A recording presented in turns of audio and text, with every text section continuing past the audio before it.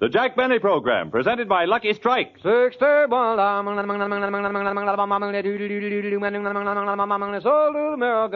give you more smoking enjoyment, Lucky's pay more. Yes, to give you a finer cigarette, the makers of Lucky Strike consistently select and buy fine tobacco and pay millions of dollars more than official parity prices to get it. No doubt about it. LSMFT, LSMFT. Lucky Strike means fine tobacco. Fine, ripe tobacco that the tobacco experts can see the makers of Lucky Strike buy at market after market. Listen to what Mr. Al Rogers, an independent tobacco auctioneer from Robertsonville, North Carolina, recently said. An auctioneer is in a position to watch actual sales and ought to know good tobacco. And year after year, I've seen American buy fine, prime, ripe tobacco that's just right for mild, good smoking. I smoked Lucky's for 10 years. And that's not all. For a recent survey reveals that more independent tobacco experts, auctioneers, buyers, and warehousemen smoke Lucky Strike regularly than the next two leading brands combined. So smoke the smoke tobacco experts smoke, Lucky Strike. You'll discover there's more real deep-down smoking enjoyment in every Lucky you light. Because Lucky's pay more for fine tobacco. Millions of dollars more than official parity prices. Make your next carton Lucky Strike. See how much finer, milder, and more enjoyable Lucky's really are. You'll agree, in all the world, there's no finer cigarette.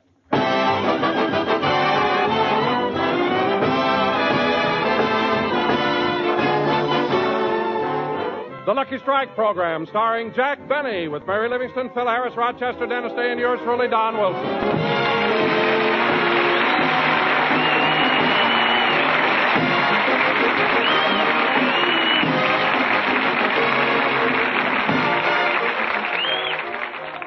And now, ladies and gentlemen, in bringing you the star of our show, it gives me great pleasure to just bring a minute, you Don. Don, hold it a minute. What?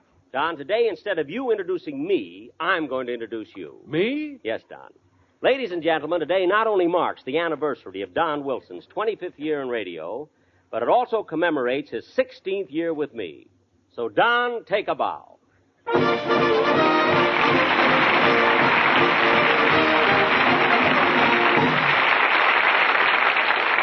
Thank you, ladies and gentlemen. Thank you very much. And, Jack, I want you to know that you're the nicest man No, wait a minute, Don. Wait a minute. This day is yours. Today we will all pay homage to you. When I say we, I mean the entire cast. Your slightest wish will be our command. Whatever you... Don, you're crying. Well, I can't help it, Jack. The way those tears are running between your chins, it looks like you're irrigating something.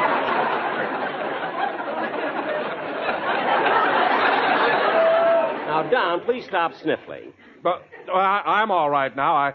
I just couldn't help getting emotional when I realized that you've been with me for 16 years.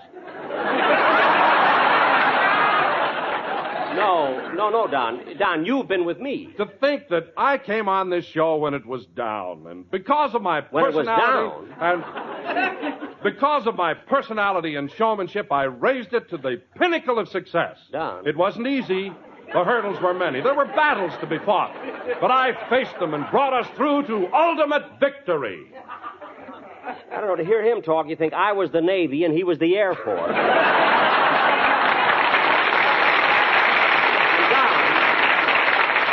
Don, as far as my program is concerned, you have a lot of nerve making statements like that. All right, wait a minute, Jackson. I heard what Donzie said, and I think he's right.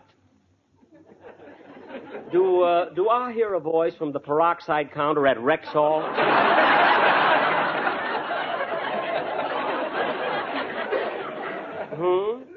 You heard me, Duncan. Duncan? You want to go back to Clyde? No. Duncan is all right. No, Duncan is all right. I don't mind. You're going to settle for Dunk, huh? Yeah, that's right. Sure. Well, listen, Duncan. Don came with this program when it was down, and he brought it all Now, the way just a up minute, to... Phil. Wait a minute. Hold it a minute. The only time this program was down was when we broadcast from under a table for your convenience.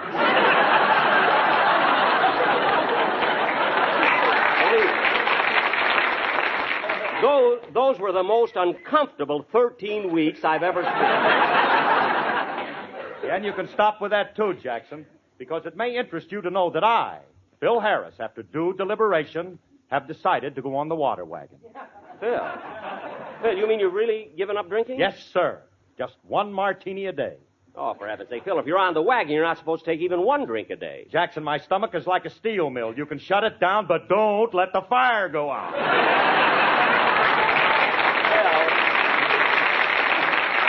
Phil, you can stop drinking now, and your stomach will smolder for the next 20 years. Believe me. Okay, Jackson. Now you've had your little fun. But since today is Don's silver anniversary in radio, the boys in my band have got something for him. Here it is, Donzel. Well, gee, thanks, Phil. What is it, Don? What is it? Well, wait till I unwrap it. Oh. Oh, Jack, look at this. A diamond-studded cigarette lighter. Yeah, I'm glad you like it, Donald. My boys went through a lot of trouble to get it. Well, Phil, that's a beautiful lighter your boys got for Don, but you'd think it could be wrapped a little better. Who did it? The owner of the store. The owner of the store, huh? I could have wrapped it better than that. Not with your hands up over your head.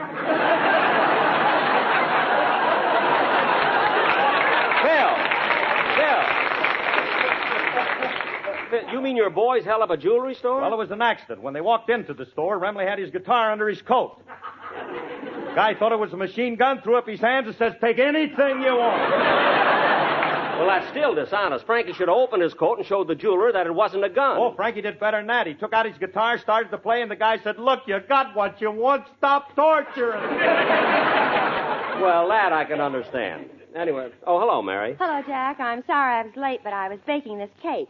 It's for Don Wilson's anniversary. Oh. Well, that's sweet of you, Mary. I appreciate it. Say, there's some writing on the cake, too. Read it, Mary. Okay. To Don Wilson. This cake is topped with chocolate cream. The middle is filled with jelly. But if you eat it all at once, you'll get a pain in your stomach. Mary, stomach doesn't rhyme with jelly. Go argue with a censor. Oh, yes. And, Don, I do want to congratulate you on this occasion. You must be very proud. Oh, I am, Mary. It gives me great satisfaction to think that 16 years ago I took this program when it was down. And by my personality... It wasn't down! My program was always popular, and I can prove it. Mary, what was my Hooper rating when I first went in radio? XVI. XVI? They were using Roman numerals then. What are you talking about? I went on the air about the same time as Mr. Anthony. I know, but Cleopatra was with him. Cleopatra. You know, Mary, there's an old Chinese proverb that says, girl who punched joke on radio soon punch clock at May Company. Now, just remember that, will you? Oh, hello, Dennis. Hello, Mr. Benny. Trick or treat.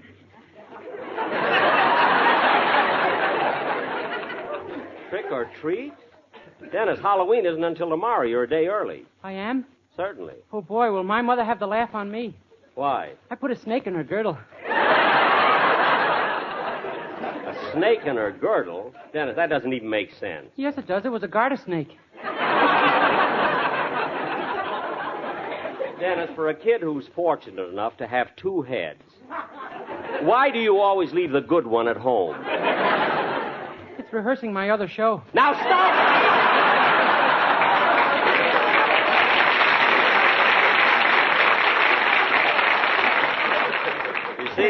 You see, Mary, you can't talk to that kid without getting a silly answer. Well, look, Jack, if you don't want any more crazy answers, just tell him to sing his song, and that's all. I wouldn't tell him a thing. You tell him. Okay. Dennis, it's time for your song. What's it going to be? Stomach high. Dennis, that's bally high. Go argue with the censor. Look, kid, will you stop making up jokes? Now, what are you going to sing? The Last Mile Home. All right, let's have it. Oh, you're just mad because I know you're the walking man. Yes. Sing it. Now, go ahead and sing.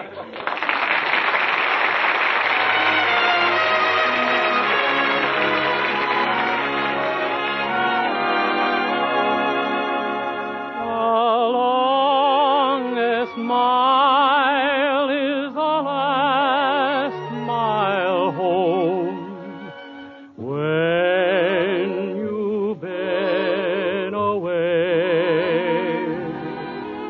The dearest dream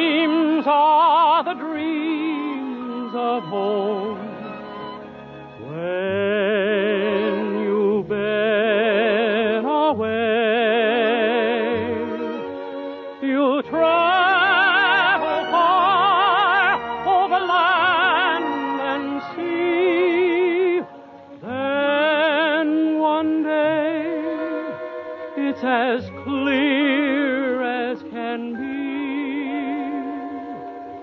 The sweetest mile you'll ever own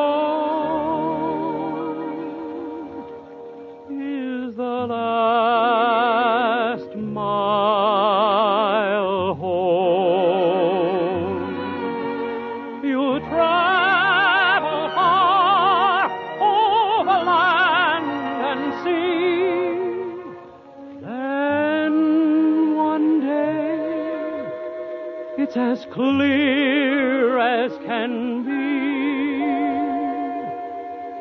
The sweetest mile you'll ever own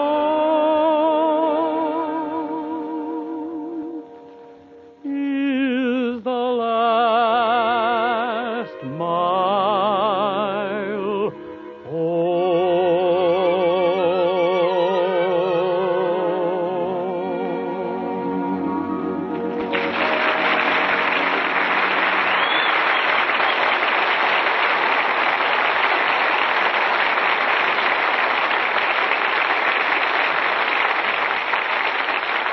That was very good, Dennis. Very nice. But, Dennis, don't you think that since this is Don Wilson's 25th year in radio, you should have dedicated your song to him? To Don?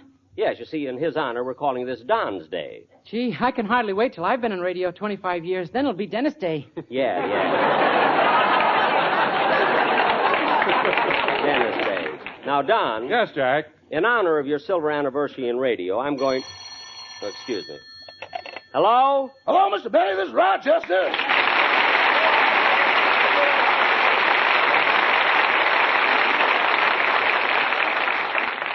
Rochester, what do you want? I got bad news for you, boss. Bad news? Yeah, the man who sold you the yacht was here to collect the $50,000. Rochester, I wrote him a letter and told him I'm not going to pay for that yacht. I guess that's why the other man was with him. What other man? The man who was carrying the briefcase for the other man. Other man? You mean there were three of them? Four. Four? Were they lawyers? I think so. Their names were Habeas Corpus, Delecti, and Schwartz.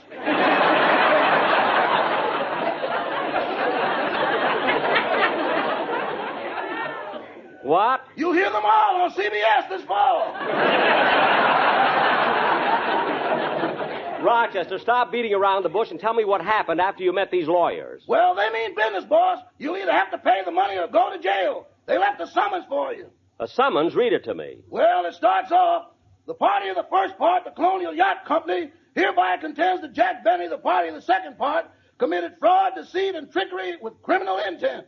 Oh, my goodness. Then the rest of the page is filled with a lot of legal talk I don't understand, ending with, whereas in such case, consult the schedule on the other side. What's the schedule on the other side? Visiting hours.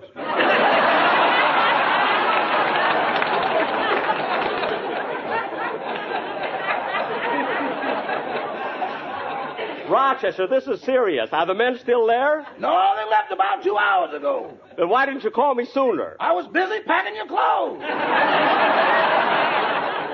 What? You'll find some seasick pills in your pocket. Seasick pills? It may be Alcatraz. They ain't gonna take you on the Queen Mary.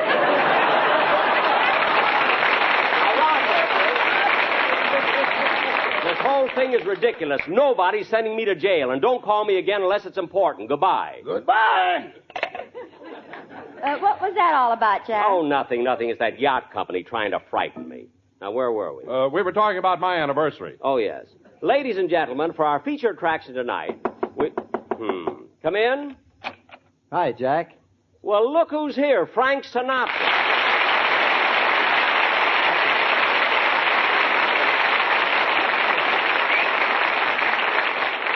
Say, I hope I'm not interrupting anything. Not at all, Frank, not at all. It's good to see you, Frankie. It certainly is, Frank. Yes, we feel quite honored. What do you need him for when you got me?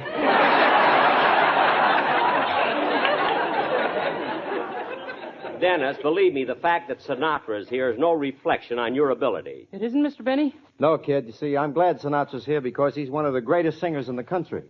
Frank, I was supposed to read that. I know, Jack, but when I see a line like that in the script, I like to stroke it a while. Oh. So he's one of the greatest singers in the country, huh? Yes, he is. How many shows has he got? One. Ha! Dennis, be quiet. Tell me, Frank, when did you get back from the East? Last week, Jack. I would have been back a little sooner, but I was on one of those local trains, and it stopped at every town. Oh. Going through New Jersey, we stopped at Newark, Passaic, Red Bank, Plainfield, Elizabeth, Say, Hoboken. Frank, Yes? if you stopped in Plainfield, maybe you saw my sister Babe. No, I didn't, Mary. In fact, I didn't even get off at Plainfield. We just stopped there for 5 minutes to take on a new engineer. That was Babe. Oh, then that explains it. Explains what? It's the first time I ever saw a pair of overalls with a plunging neckline.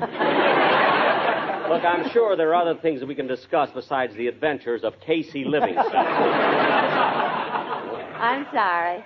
Say, Jack, I meant to ask you, how do you feel since you came home from the hospital? Oh, I'm fine now, Frank. Really okay. I'm glad to hear that. But, you know, you'll never have to go to the hospital again if you take care of yourself like I do. Like you do? Well, yes, Jack. My system of keeping healthy is very simple. I get up bright and early every morning, take 15 minutes of exercise, and then they bring me a large glass of orange juice. What a workout. Workout? Drinking a glass of orange juice? Who drinks it? I swim in it.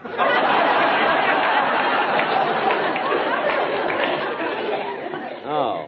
And getting around those seeds is murder.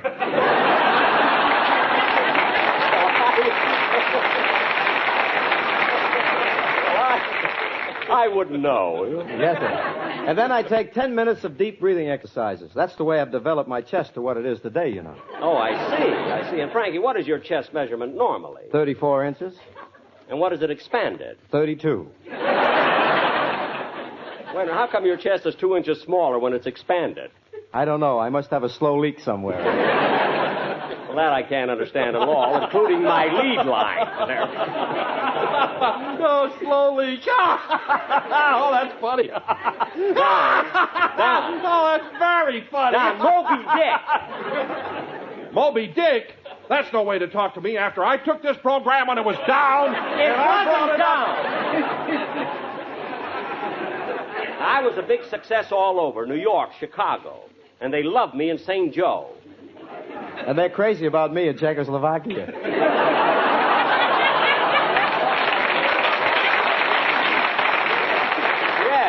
Yes, I read about it. Anyway, Jack, you shouldn't be so hard on Don. After all, he is celebrating his silver anniversary in radio. That's beside the point, Frank. Say, how did you know this was his silver anniversary? Why wouldn't I know? Don's the announcer on my Lucky Strike program, Light Up Time. That's right, Jack. I broadcast with Frankie 5 times a week. Gosh, Frank, I didn't realize you were on 5 times a week. A half hour each program? No, 15 minutes. Ha! Dennis, keep quiet.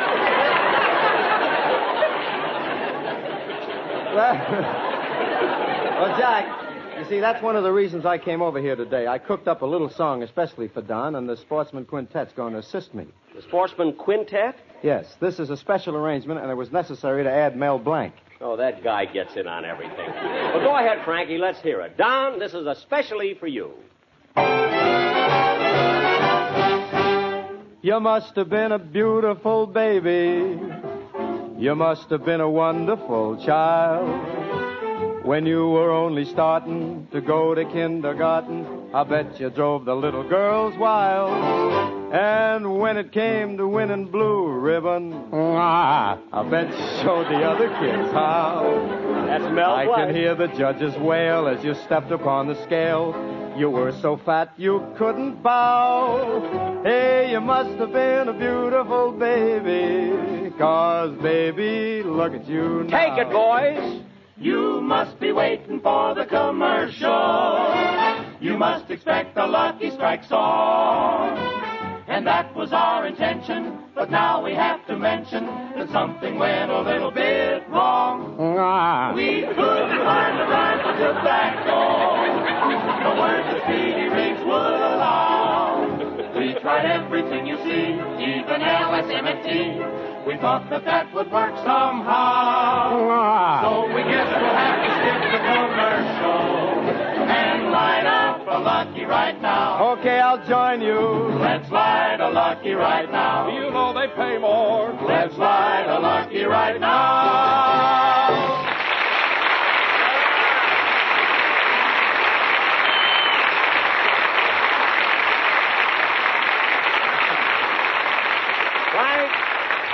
Frank, that was swell, and I appreciate your dropping over. My pleasure, Jack. Well, look, Frank, as long as you're here, would you like to take part in a little play that I wrote based on the life of Don Wilson? Why, it'll be peachy. What part will I play? Well, you can be Don's father, and Mary, you're going to be Don's mother. Gee, that means I'm Frankie's wife. That's right. See, that's wonderful. I always wanted an engineer for a sister-in-law. Yeah, now come on, let's get on with it. Ladies and gentlemen, in honor of Don Wilson's 25th year in radio, we're going to present a play based on his life. The Don Wilson story, or Life Can Be Plentiful. Curtain. Music.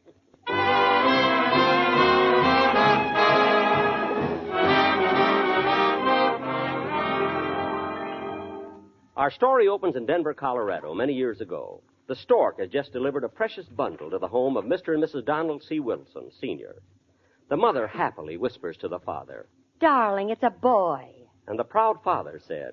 Yes, aren't we lucky? The stork brought us a boy. And the stork said. Oh, my aching back.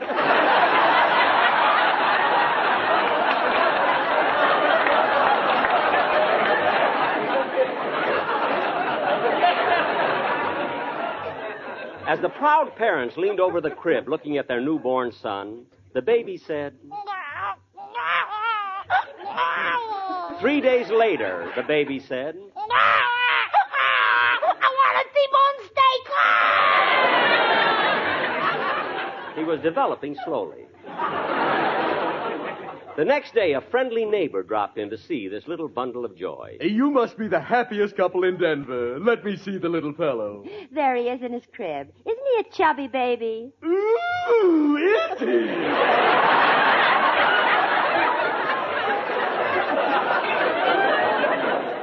The next day, another neighbor dropped in, and the mother said, Don't you think we have a cute baby?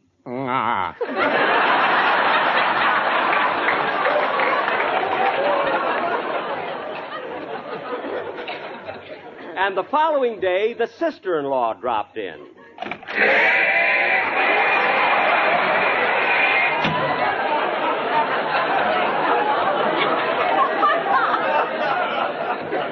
She couldn't stop. She was taking a fast freight to Frisco. Later that evening, the proud father was trying to put little Donald to sleep. Now, come on, baby. Company's gone, and it's Betty Bye time. Now, baby, stop that. Baby, stop. Baby, put me down.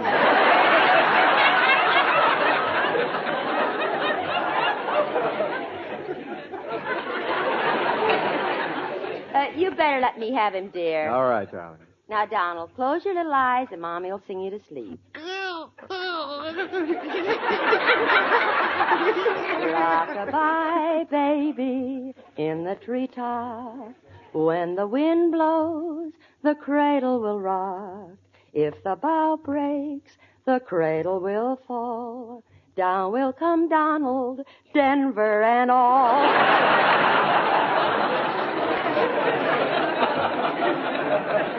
Look, dear, he's asleep. When Donald was 6 years old, they sent him to school. The teacher looked up at him and said, And now I'd like you children to recite the alphabet. Donald Wilson, you go first. A, B, C, D, E, F, G, H, I, J, K, L, S, M, F, T. That's correct, Donald. The teacher used to work for the Board of Education, but Lucky's paid more.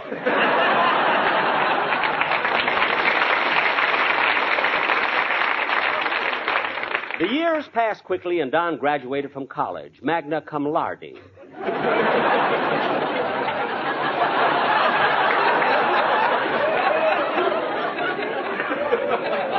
went out to seek his fortune in radio. It was tough for him to get a job. First, he applied to that famous comedian, Fred Allen. I think this is the street Mr. Allen lives on. I'll try this house. Howdy, Bob. Pardon me, sir, but I'm looking for Fred Allen. You mean the fellow who's as corny as Kansas in August? Yes? Never heard of him. He tried the next door. Ah, what's going on here? Now, what are you doing? How do you do? How do you do? Well, pardon me, sir, but I'm looking for Fred Allen. You mean that fellow with the Blarney stone under each eye? Yes? Never heard of him. He tried the next door. Yes? Pardon me, sir. Are you Fred Allen? I would answer that, but I have no place to put all the prizes.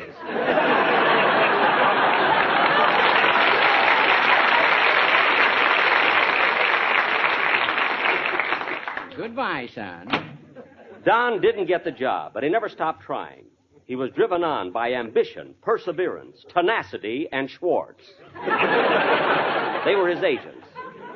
So next day, he went to see another big star of that era. Do you think you can use me on your radio program, Mr. Jolson? Ah.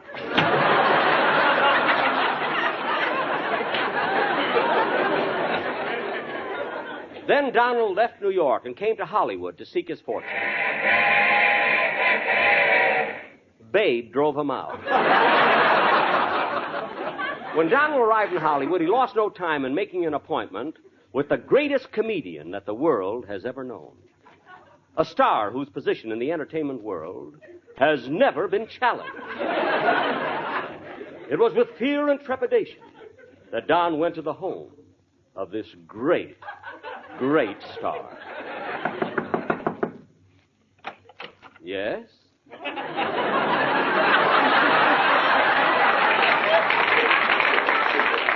What can I do for you? Are you Jack Benny, the greatest comedian the world has ever known? The star whose position in the entertainment world has never been challenged? Ooh, am I?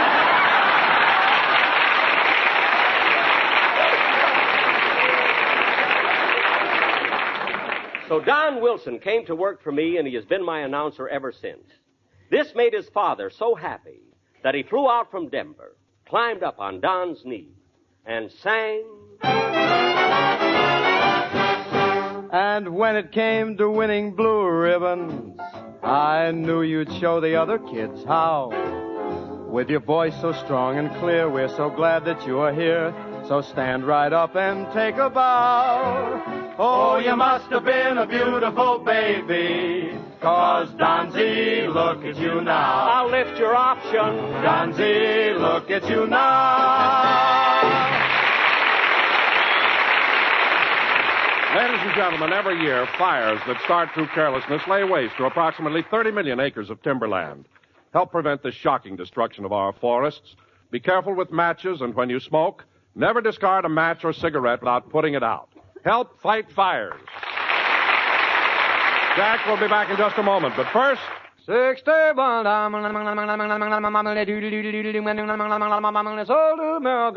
give you a finer cigarette, Lucky's pay more. Yes, at the tobacco auctions, Lucky Strike pays more for fine tobacco. Millions of dollars more than official parity prices. And if you could stand in one of the great tobacco warehouses, you'd see plenty of action and excitement. You'd see basket after basket of tobacco go on sale. You'd hear the chant of the auctioneer as he sings out the bids. And as a basket of particularly fine, light, ripe leaf is offered, as the price hits the very peak bid, again and again, you'd hear... And another basket of mild, mellow tobacco goes to Lucky Strike to make sure you get more, far more, smoking enjoyment from every Lucky you light. Yes. LSMFT, LSMFT. Lucky Strike means fine tobacco, and in a cigarette, it's the tobacco that counts. So smoke that smoke that's famous for fine tobacco, Lucky Strike. Yes, light up a Lucky, and you'll be convinced Luckies are a truly finer, milder, more enjoyable cigarette. Make your next carton Lucky Strike. Be sure to hear Thank you, Dennis Frankie Day and a Sinatra, day in the and life of goodbye, Dennis everybody. Day. Stay tuned for the Amos and Andy Show, which follows immediately. This is CBS, the Columbia Broadcasting System.